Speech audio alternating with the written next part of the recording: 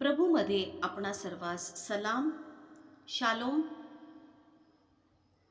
आपण सर्वजण आजच्या वचनाकडे लक्ष लावण्याआधी एक गीत ऐकूयात. हे चंद्र सूर्य तारे, ही तुझीच रचना आहे. वंदन करोनी तुझला, म्हणती हालेलुया सारे.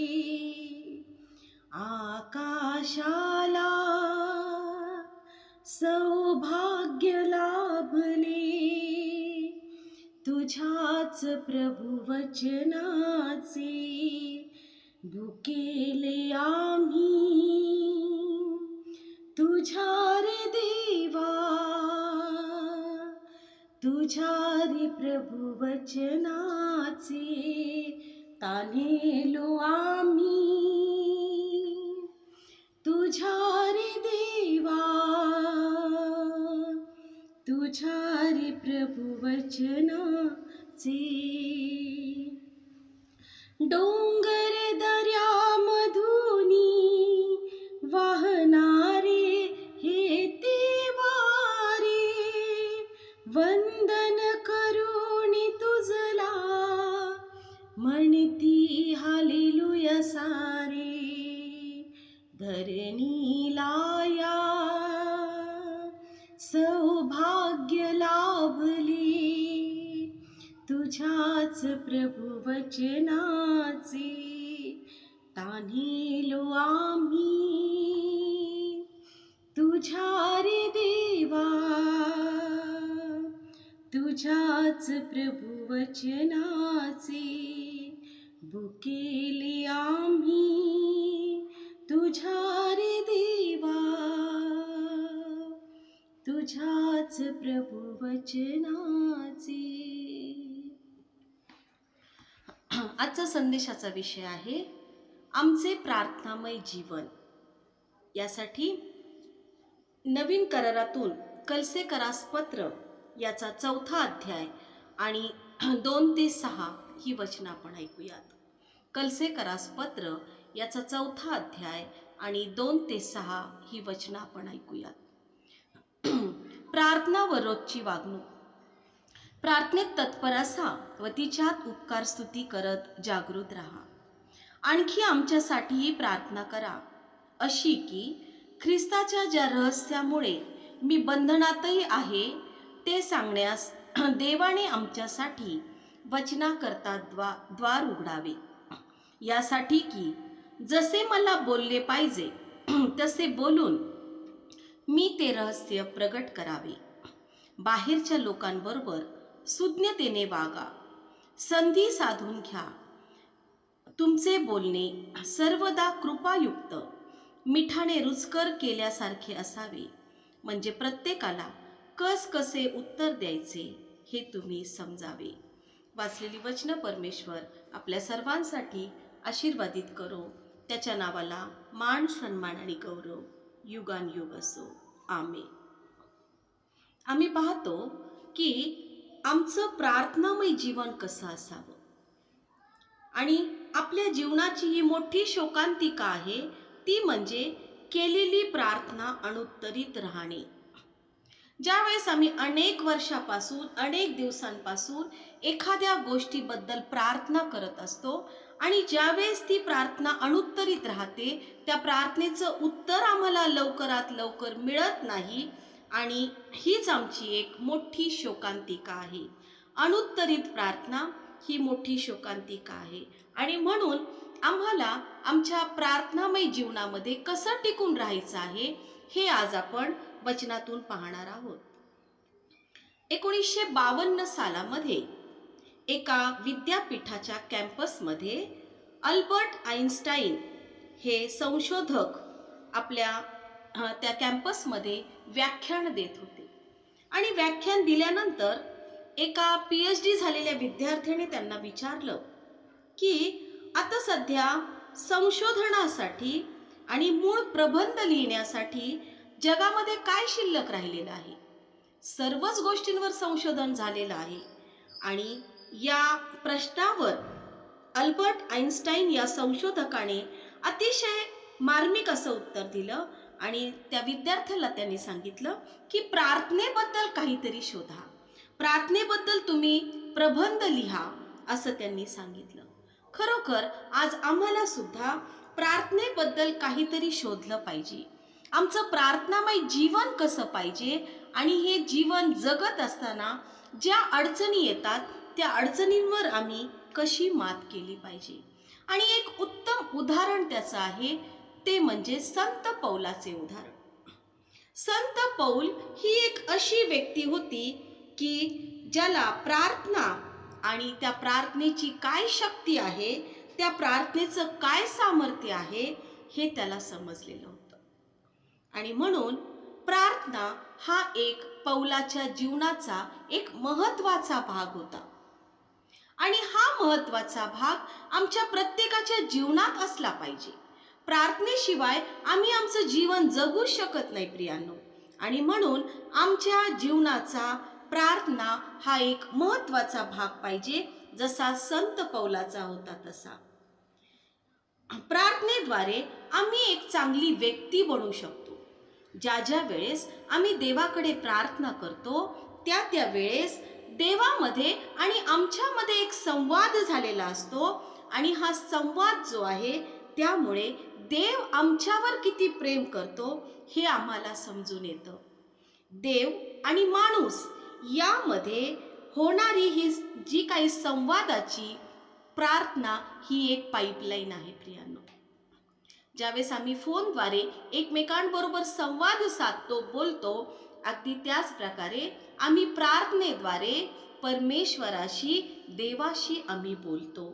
आणि ज्यावेळेस आम्ही देवाशी बोलतो तेव्हा आम्ही अतिशय चांगली अशी व्यक्ती आम्ही देवासाठी तयार होतो. आणि म्हणून आम्हाला कशी प्रार्थना करायची आहे, आम्हाला 4 प्रकारे आम्हाला देवाच्या चरणाजवळ येऊन प्रार्थना करायची आहे. तर सर्वात पहिली प्रार्थना आम्हाला करायची आहे ती म्हणजे चिकाटीने प्रार्थना करा. चिकाटी सोडायचीच नाही. जोपर्यंत आम्हाला आमच्या प्रार्थनेचं उत्तर मिळत नाही तोपर्यंत आम्ही चिकाटीने प्रार्थना करायला शिकलं पाहिजे. संत पौलाने प्रार्थनेला स्वतःमध्ये वाहून घेतलं होतं. वेळ, काळ, समय काहीच न पाहता हा पौल रात्र आणि दिवस अश्रू गाळून तो प्रार्थना करत असायचा. आणि म्हणून तो आम्हाला सांगत आहे की प्रार्थनेमध्ये स्थिर रहा, प्रार्थनेमध्ये तत्पर रहा. आम्हाला प्रार्थनेमध्ये समर्पित राहिलं पाहिजे. समर्पण हे प्रार्थनेमध्ये अतिशय महत्त्वाचे आहे. आणि म्हणून संत पौल आम्हाला म्हणतो की तुम्ही प्रार्थनेमध्ये टिकून राहा, प्रार्थनेमध्ये तुम्ही स्थिर राहा. प्रार्थनेशिवाय आम्हाला काहीच पर्याय नाही. आमच्या जीवनामध्ये आनंद असो, दुःख असो, अनेक समस्या असो, आम्ही प्रार्थनेशिवाय आम्ही काहीच करू शकत नाही. प्रार्थनेशिवायच आम्ही देवाजवळ जाऊ सुद्धा शकत नाही. म्हणून आमच्या हातामध्ये एकच हत्यार आहे, ते म्हणजे प्रार्थना. आणि म्हणून आम्ही हे हत्यार घेऊन प्रार्थना करत आम्ही देवाच्या चरणाजवळ बसलं पाहिजे आणि देवाच्या जवळ गेलं पाहिजे. आणि म्हणून येशू ख्रिस्ताने प्रार्थनेवर सांगितलेल्या 2 उपदेशात्मक बोधकथा आहेत. आपण त्याला दाखला असंही म्हणू शकतो. लूक शुभवर्तमान याचा 18वा अध्याय यामध्ये आपण पाहतो की ती अत्याग्रही विधवा पहिल्याच वचनामध्ये सांगितलेलं आहे. लूक शुभवर्तमान याचा 18वा अध्याय आणि पहिलं वचन, त्यांनी सर्वदा प्रार्थना करावी व खचू नये याविषयी त्याने त्यांना एक दाखला सांगितला. आणि मग या अत्याग्रही विधवेचा हा दाखला प्रभू येशूने लोकांना सांगितलेला आहे. कशासाठी? तर सर्वदा प्रार्थना करावी आणि खचून जाऊ नये यासाठी प्रभू येशूने या अत्याग्रही विधवेचा दाखला सांगितलेला आहे. आणि त्या दाखल्यामध्ये सांगितलेलं आहे की कोणी एका नगरामध्ये एक न्यायाधीश होता आणि त्या न्यायाधीशाचं वर्णन असं आहे की तो देवाला भीत नसायचा आणि माणसाला जुमानत नसायचा. आणि त्याच नगरामध्ये एक विधवा राहत होती. ही विधवा वारंवार त्यांच्याकडे यायची आणि सतत त्या न्यायाधीशाला विनवणी करायची की माझी दाद घ्या आणि माझ्या प्रतिवाद्यांविरुद्ध न्याय करा. परंतु जर हा न्यायाधीश देवाला भीत नाही, माणसाला जुमानत नाही, तर तो या विधवेकडे काय लक्ष देणार? आणि मग ती विधवा तरी सुद्धा वारंवार तिच्याकडे जात असत. आणि मग ही विधवा त्या न्यायाधीशाकडे जात असल्यानंतर तो म्हणत आहे की ही विधवा मला रोज त्रास देते आणि एकदाच मी तिचा न्याय करीन आणि तिने मला अतिशय रंजीस आणलेला आहे. तेव्हा प्रभू म्हणत आहे, अन्यायी न्यायाधीश काय म्हणतो ते ऐका. तर देवाचे जे निवडलेले लोक रात्रंदिवस त्याचा धावा करतात, तो त्यांचा न्याय करणार नाही काय? आणि त्यांच्याविषयी तो विलंब लावील काय? जर एक जगिक न्यायाधीश जो देवाला जुमानत नाही, जो मनुष्याला जुमानत नाही, देवाला घाबरत नाही, जर तो मनुष्य म्हणतो की मी ह्या विधवेचा न्याय करेन, तर परमेश्वर आमचा न्याय करणार नाही काय? जर आम्ही त्याचा रात्रंदिवस जर धावा करत आहोत, तर तो आमची प्रार्थना ऐकणार नाही काय? म्हणून आम्हाला प्रार्थनेद्वारे प्रभूचा रोज धावा करायचा आहे. देव आमच्या प्रार्थनेला कधीच विलंब लावणार नाही प्रियांनो, तर आमच्या प्रार्थनेचं तो उत्तर देईल. दुसरी एक गोष्ट, एक दाखला सांगितलेला आहे लूक कृत शुभवर्तमान याचा 11वा अध्याय. या 11व्या अध्यायामध्ये आपण पाहत आहोत की मध्यरात्री आलेल्या मित्राचा दृष्टांत. लूक कृत शुभवर्तमान याचा 11व्या अध्यायामध्ये 5 पासून पुढे आहे की आग्रहाची प्रार्थना आणि मध्यरात्री आलेल्या मित्राचा दृष्टांत. मग प्रभू त्यामध्ये सांगत आहे की तुमच्यामध्ये असा कोण आहे, त्याला मित्र असून तो त्याच्याकडे मध्यरात्री जाऊन त्याला म्हणतो, मित्रा मला 3 भाकरी उसण्या दे, कारण माझा एक मित्र प्रवासाहून माझ्याकडे आला आहे आणि त्याला वाढायला माझ्याजवळ काही नाही. मग तो मित्र आतून उत्तर देतोय की मला त्रास देऊ नकोस, आता दार लावलेले आहे आणि माझी मुले बाळे माझ्याजवळ निजलेली आहेत, मी आता तुला उठून देऊ शकत नाही. प्रभू म्हणत आहे, तो त्याचा मित्र आहे, यामुळे जरी तो उठून त्याला देणार नाही, तरी त्याच्या आग्रहामुळे त्याला पाहिजे तितक्या भाकरी तो त्याला उठून देईन. आणि म्हणून प्रभू पुढे म्हणत आहे, मी तुम्हाला सांगतो, मागा म्हणजे तुम्हास दिले जाईल. ज्यावेळेस आम्ही प्रभूकडे मागतो त्यावेळेस देव आम्हाला देतो. आणि आम्ही जेव्हा प्रार्थनेमध्ये परमेश्वराला मागतो की प्रभू आम्हाला आमच्या ज्या गरजा आहेत त्या गरजा तू पुरव, तेव्हा परमेश्वर आम्ही जे काही मागतो विश्वासाने मागतो ते तो आम्हाला देतो. आणि या दोन्ही गोष्टी, ज्यामध्ये अत्याग्रही विधवा आणि मध्यरात्री आलेला मित्र, या दोन्ही दृष्टांताद्वारे प्रभू आम्हाला काय शिकवत आहे, तर चिकाटीने प्रार्थना करा, प्रार्थनेमध्ये हार मानू नका, सतत प्रार्थना करा. सतत आम्हाला प्रार्थना करायची आहे, प्रार्थना आम्हाला सोडायची नाही. बरेच वेळा आम्ही जगिक जीवन जगत असताना आम्ही मनुष्य आहोत प्रियांनो, आणि मग आम्ही प्रार्थना करत असतो. ज्यावेळेस आमच्या प्रार्थना अनुत्तरित राहतात, आमच्या प्रार्थनेला लवकर उत्तर मिळत नाही, तेव्हा आम्ही प्रार्थना करण्याचं सोडून देतो. आम्हाला प्रार्थना करावीशी वाटत नाही, आम्हाला प्रभूचं वचन वाचावंसं वाटत नाही, आमच्या जीवनातला आनंद हळूहळू कमी व्हायला लागतो, आमचा परमेश्वरावर असलेला विश्वास कमी कमी व्हायला लागतो.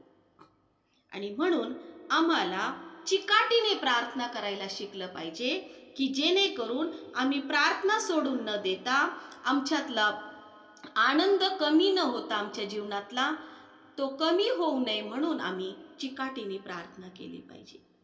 आपल्या सर्वांना माहीत आहे की जॉर्ज मुलर हे सर्वात महान प्रार्थना योद्धे म्हणून ओळखले जातात. आणि ते प्रार्थनेतील चिकाटीबद्दल असे म्हणतात की आपला आनंद संपल्यावर आपण वचन वाचणे, प्रार्थना करणे सोडून देतो. हे सैतानाचे प्रलोभन आहे. म्हणून शास्त्र वाचन आणि त्या वाचनातला आनंद आपण घेतला पाहिजे आणि पवित्र आत्म्याद्वारे आम्ही प्रार्थना करून प्रार्थनेतली चिकाटी सतत आणि सतत ठेवून प्रभूमध्ये वाढलं पाहिजे. जॉर्ज मुलर आपण पाहतो की हे अतिशय देवाचे खूप चांगले असे सेवक आणि त्यांनी अनेक पुस्तकं लिहिलेली आहेत. खूप चांगले ते अभ्यासक आहेत आणि हे उत्तम प्रार्थना योद्धा म्हणून ओळखले जातात. आणि मग ते आम्हाला शिकवतात की आम्ही प्रार्थना करण्याचं सोडून दिलं तर आमच्या जीवनातला आनंद संपतो आणि मग आमचं वचन वाचणं कमी होतं आणि हे सैतानाचं प्रलोभन आहे. सैतान ह्या गोष्टी आमच्याकडून करून घेतो आणि म्हणून आम्हाला ह्या गोष्टीकडं दुर्लक्ष करायचं आहे. आम्हाला आमचं वचन वाचायचं आहे. आमच्या जीवनातला आनंद आम्ही न गमावता आम्ही तो कमावला पाहिजे आणि सतत आम्ही चिकाटीने प्रार्थना केली पाहिजे. दुसरी प्रार्थना आहे ती म्हणजे उत्कटतेने प्रार्थना करणे. संत पौल म्हणतो, चिकाटीने काम करत असाल तर त्याबद्दल उत्कट असण्याचे कारण आहे. आपण सावध राहिले पाहिजे आणि सावध राहणे हेच एका उत्कट प्रार्थनेचं वर्णन आहे. येशू ख्रिस्त त्याच्या प्रार्थना जीवनाबद्दल अतिशय उत्कट होता. म्हणजेच आम्हाला सावध असलं पाहिजे. आम्ही सावधानतेने प्रार्थना केल्या पाहिजे. आमच्या आपत्कालीन परिस्थितीमध्ये पुष्कळ वेळा आम्ही गोंधळून जातो. जेव्हा आपत्कालीन परिस्थिती म्हणजे अचानक येणारं संकट की जे आम्ही आमच्या जीवनामध्ये कधी विचार पण केलेला नसतो आणि अशा वेळेस एखादं अचानक आपत्कालीन परिस्थितीचं संकट येतं. अशा वेळेस आम्ही गोंधळून जातो. त्यावेळेस आम्हाला सावध राहून उत्कटतेने प्रार्थना केली पाहिजे. आणि काही प्रभू येशूचे आपण उदाहरणं पाहूयात की प्रभू येशूने अशा सावधानतेने कुठे कुठे प्रार्थना केलेल्या आहेत. काना गावचं लग्न आपण पाहतो की तो विवाहाला त्या ठिकाणी गेलेला होता. त्याला लग्नाचं आमंत्रण होतं. तो त्याच्या शिष्यांसमवेत तिथं गेलेला होता. त्याची आई मरिया तिथे होती आणि अचानक द्राक्षारस संपला. त्याने आपल्या पित्याकडे उत्कटतेने प्रार्थना केली आणि प्रभू येशूने अद्भुत असा पहिला चमत्कार केला. तो म्हणजे त्याने त्या ठिकाणी पाण्याचा द्राक्षारस बनवला. ज्या वेळेस मृत लाजार हा मरण पावलेला होता आणि 4 दिवस झालेले होते, अशा वेळेस त्याने आपली दृष्टी वर स्वर्गाकडे लावली आणि देवाकडे प्रार्थना केली. आणि मग तो म्हटला, लाजारा बाहेर ये. आणि 4 दिवसानंतर जो मृत लाजार होता तो जिवंत झाला आणि तो त्या कबरेतून बाहेर आला. उत्कटतेने केलेली प्रार्थना आहे ही प्रियांनो. ज्या वेळेस त्याला शिष्यांची निवड करायची होती, येशू ख्रिस्ताने 12 शिष्य निवडले, त्यावेळेस सुद्धा त्याने प्रार्थना केलेली आहे. सावधानतेसाठी आम्हाला उत्कट प्रार्थना गरजेची असते. पुढे आपण पाहतो की 40 दिवस आणि 40 रात्र प्रभू येशूने उपवास केलेले आहेत आणि त्यामध्ये त्याने प्रार्थना केलेली आहे. ज्यावेळेस त्याची सैतानाने परीक्षा घेतली आहे त्याला माहीत होतं आणि म्हणून त्यासाठी त्याने 40 दिवस आणि 40 रात्र उपवास करून त्याने प्रार्थना केली आणि त्या सैतानाच्या परीक्षेमध्ये प्रभू येशू यशस्वी झालेला आहे. आम्हाला सुद्धा उत्कटतेने प्रार्थना करण्याची गरज आहे. आपण पाहतो की ज्यावेळेस प्रभू येशू आत्म्याने थकलेला होता आणि त्याला रक्ताचा घाम आलेला आहे गेतशेमने बागेमध्ये प्रभू पित्याजवळ प्रार्थना करत होता की हे पित्या, शक्य असेल तर हा प्याला माझ्यापासून टळू देत. त्याला माहित होतं की मला अवजड असा वधस्तंभ व्हायचा आहे आणि म्हणून तो पित्याकडे कळवळून उत्कटतेने प्रार्थना करत होता, त्यावेळेस त्याला रक्ताचा घाम आलेला आहे. प्रियांनो, लूक कृत शुभवर्तमान याचा 3रा अध्याय आणि 21वे वचन जर आपण पाहिलं तर येशू त्यावेळेस बाप्तिस्म्याच्या वेळी, स्वतःच्या बाप्तिस्म्याच्या वेळेस प्रार्थना करत आहे. ते वचन मी आपणासाठी वाचते. सर्व लोकांनी बाप्तिस्मा घेतला व येशूही बाप्तिस्मा घेऊन प्रार्थना करत असता आकाश उघडले गेले, स्वर्ग उघडला गेला. पहा, उत्कटतेची प्रार्थना काय करते? आम्ही ज्यावेळेस अतिशय उत्कटतेने प्रार्थना करतो, सावधानतेने प्रार्थना करतो, त्यावेळेस आमच्यासाठी स्वर्ग उघडला जातो. लूक कृत शुभवर्तमान याचा 6वा अध्याय आणि 12वे वचन आहे. त्या दिवसात असे झाले की एकदा तो प्रार्थना करण्यास डोंगरावर गेला आणि रात्रभर देवाची प्रार्थना करत राहिला. यामध्ये शिष्यांना निवडण्यापूर्वी, शिष्यांना बोलवण्यापूर्वी प्रभू येशू डोंगरावर गेलेला आहे आणि रात्रभर प्रार्थना करत होता. त्याने संपूर्ण रात्र प्रार्थनेमध्ये घालवलेली आहे. ही जी उत्कट प्रार्थना आहे ती आमच्या जीवनाला योग्य दिशा देते, योग्य निर्णय घ्यायला आम्हाला ती तयार करते. आणि त्यानंतर प्रभू येशूने त्याचे 12 शिष्य निवडलेले आहेत. ज्यावेळेस आम्हाला आमच्या जीवनामध्ये खूप महत्त्वाचा निर्णय घ्यायचा असतो, तेव्हा आम्ही प्रभू येशूसारखी संपूर्ण रात्रभर प्रार्थना केली पाहिजे. तर आम्हाला आमच्या योग्य निर्णयाला, आमच्या जीवनाला योग्य दिशा आम्हाला सापडेल. लूक कृत शुभवर्तमान याचा 9वा अध्याय आणि 29 वचनामध्ये सांगितलेला आहे. त्याच्या रूपांतराच्या वेळी आणि तो प्रार्थना करत असताना त्याच्या चेहऱ्याचे स्वरूप वेगळे झाले आणि त्याचे कपडे पांढरे आणि चमकणारे झाले.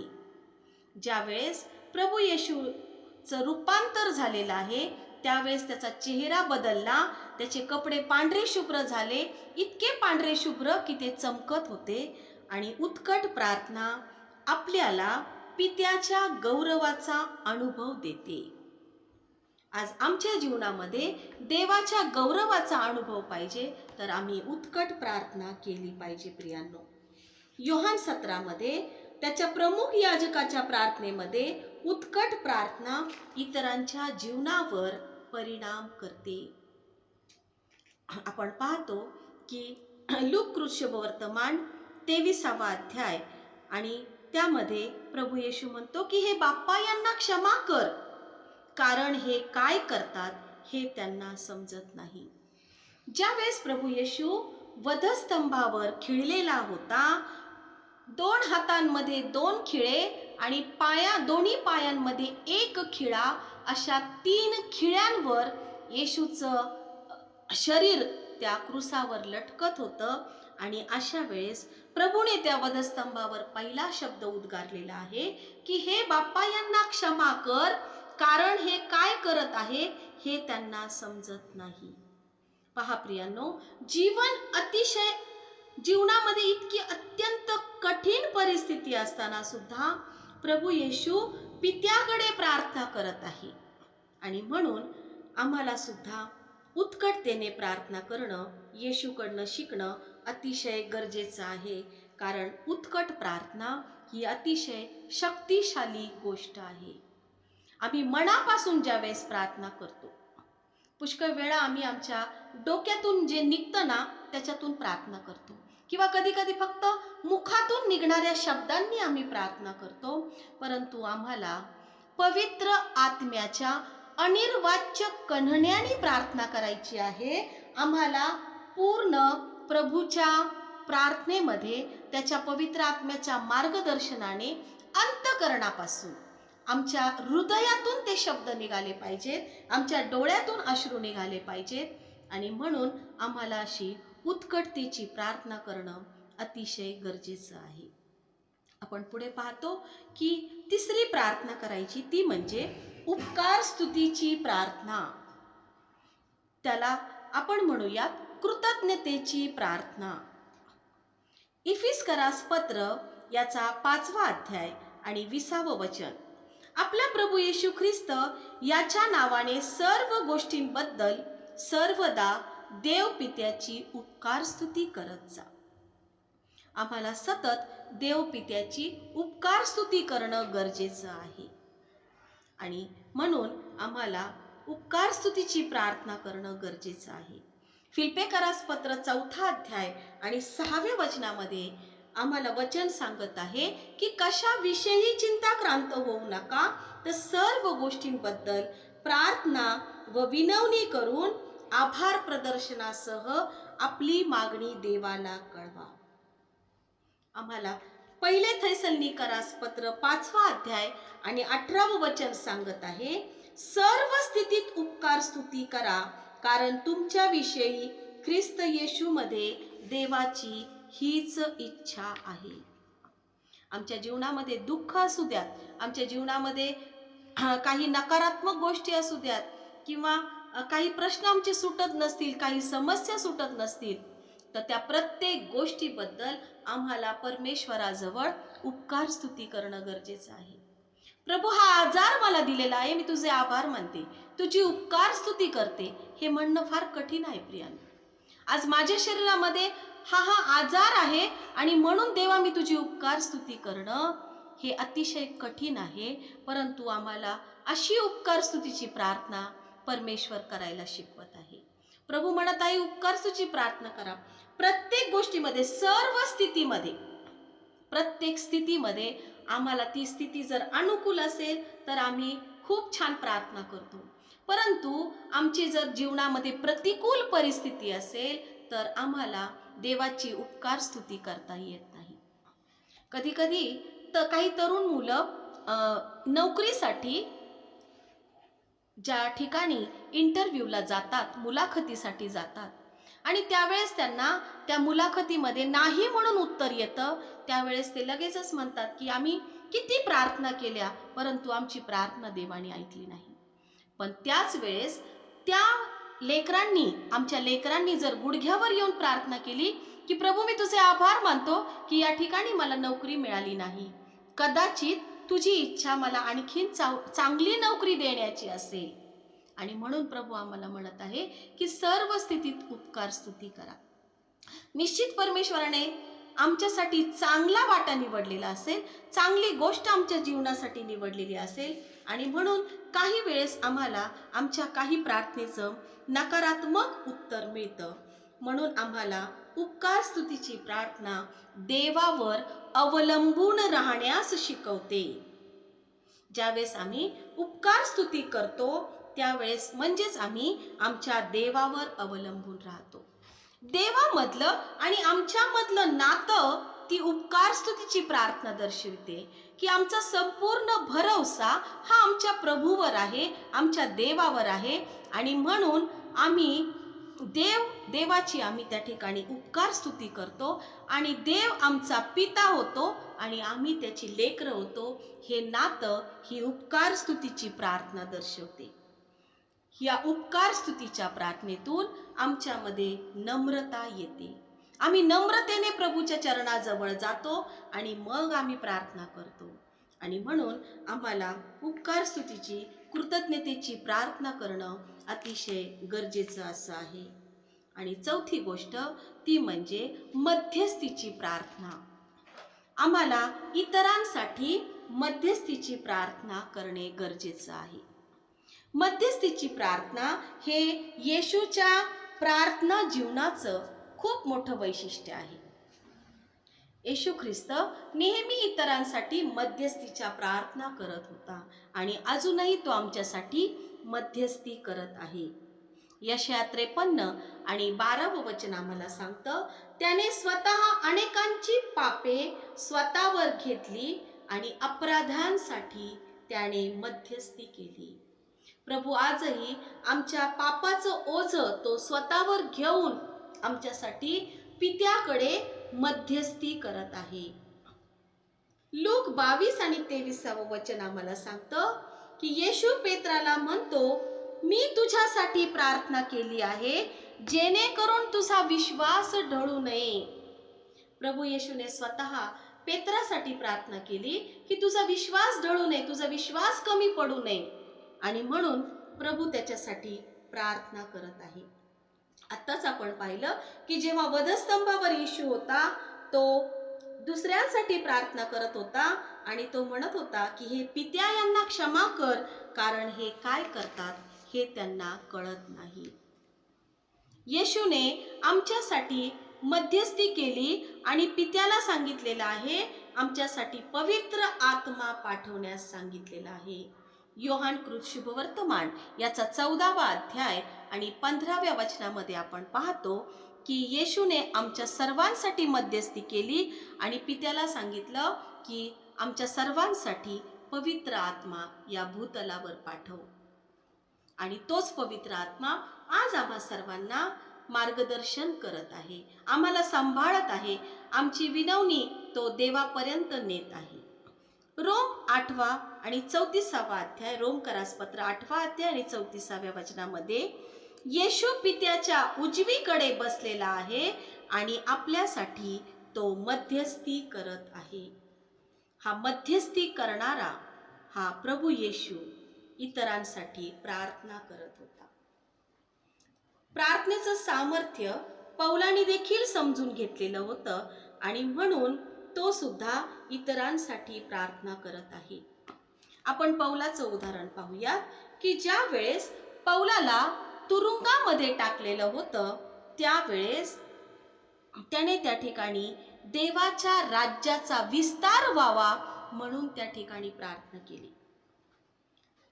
त्याने स्वतःसाठी कुठेच प्रार्थना केली नाही की देवा मला या तुरुंगातून बाहेर काढ आणि मला या ठिकाणी माझी सोडवणूक कर, अशी देवाकडे त्यांनी प्रार्थना केली नाही, तर त्यांनी इतरांसाठी प्रार्थना केली. म्हणून पौल हा नेहमी देवाच्या इच्छेनुसार वागत होता. आज आमच्या प्रार्थना कशा आहेत? आज आम्ही पाहूयात की आमच्या प्रार्थना आमच्याच कुटुंबापुरत्या आहेत का? आमच्याच लेकरांसाठी आहेत का? आमच्या स्वतःच्या जीवनासाठी आहेत का? नाही प्रियांनो. आज जर तशा प्रार्थना असतील तर त्या प्रार्थनेपेक्षा आम्हाला इतरांसाठी मध्यस्थीच्या प्रार्थनेमध्ये उतरणं गरजेचं आहे. की जे लोक अनेक आजारी आहेत, जे लोक अनेक पापांमध्ये आहेत, अनेक वाईट गोष्टींमध्ये आहेत, आणि म्हणून त्यासाठी प्रार्थना करणं अतिशय गरजेचं आहे. त्यांच्या जीवनातील अनेक प्रश्न सुटून परमेश्वराला ओळखावं आणि परमेश्वराच्या जवळ जावं, वाईट गोष्टींचा त्याग करावा, म्हणून अशा लोकांसाठी आम्हाला प्रार्थना करणं अतिशय गरजेचं आहे. आणि म्हणून आज जर आमचं जीवन हे प्रार्थनामय जीवन पाहिजे, तर आमच्या जीवनामध्ये आम्ही या 4 प्रकारच्या प्रार्थना करणं अतिशय गरजेचं आहे. आम्ही चिकाटीनं प्रार्थना करायला शिकलं पाहिजे. आम्ही उत्कटतेने म्हणजेच सावधानतेने आम्ही प्रार्थना करणं शिकणं गरजेचं आहे. आमच्या प्रार्थना ह्या कृतज्ञतेच्या म्हणजेच देवाची उपकार स्तुती करणाऱ्या अशा असल्या पाहिजेत. आणि चौथी गोष्ट म्हणजे आम्ही आमच्या प्रार्थना या इतरांसाठी मध्यस्थीच्या प्रार्थना करणं हे अतिशय गरजेचं आहे. या 4 प्रकारच्या प्रार्थना जर आम्ही केल्या तर निश्चितच आमचं प्रार्थनामय जीवन हे परमेश्वराला आवडणारं असं असेल आणि परमेश्वर आमच्या प्रत्येक प्रार्थनेचं उत्तर तो देणारा देव असेल. प्रभू परमेश्वर करो आजचं हे वचन आपल्या सर्वांसाठी आशीर्वादित करो. आमेन, आमेन.